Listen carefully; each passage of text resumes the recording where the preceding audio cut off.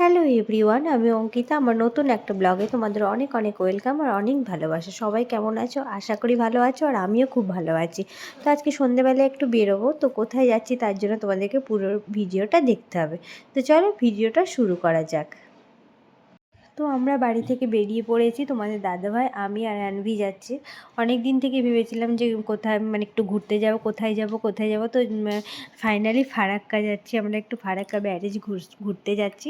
তো অবশ্যই তোমাদেরকে যতটা পারবো শেয়ার করব। তো চলো তোমরা ভিডিওটা কন্টিনিউ দেখতে থাকো। তো আমরা ফারাক্কা ব্যারেজ চলে এসেছি। ফারাক্কা বাঁধের সাথে আমরা সকলেই খুব পরিচিত। ফারাক্কা বাঁধ ভারতবর্ষের পশ্চিমবঙ্গের মালদা এবং মুর্শিদাবাদ জেলায় অবস্থিত। ফারাক্কা বাঁধ 2245 মিটার বা 7365 ফুট লম্বা।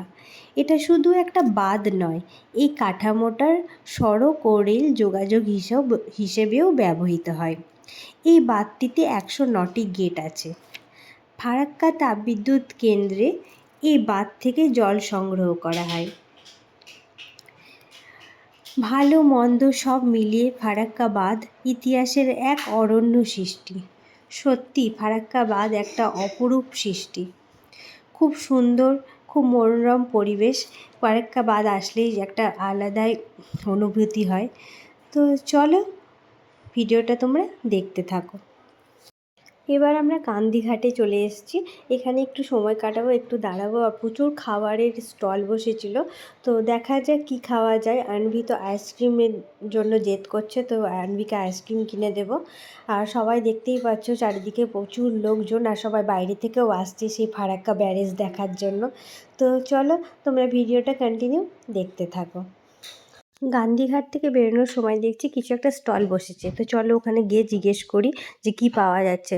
তো জিজ্ঞেস করার পর বললো যেখানে পিৎজা বার্গার সব কিছু পাওয়া যাচ্ছে। তো তোমাদের দাদাভাই আনভিকে বললাম তোমরা দাঁড়াও, আমি নিয়ে আসছি। তো আনভি যেহেতু পিৎজা খেতে ভালোবাসে, তো চলো আনভির জন্য একটা পিৎজা নিয়ে নিই, তারপরে আবার যাবো ধোসা ঘাটে। তো তোমরা দেখতে থাকো। তো এবার আমরা চলে এসেছি ধোসা ঘাটে, কিন্তু ধোসা ঘাটে এলেও আমাদের একদম ব্যাড লাক যে সেদিন ধোসার স্টলটা বন্ধ ছিল। তাই আমরা চিকেন পকোড়া আর চিকেন এগ মোগলাই নিয়ে নিয়েছিলাম, সেটাই খাওয়া দাওয়া করেছি।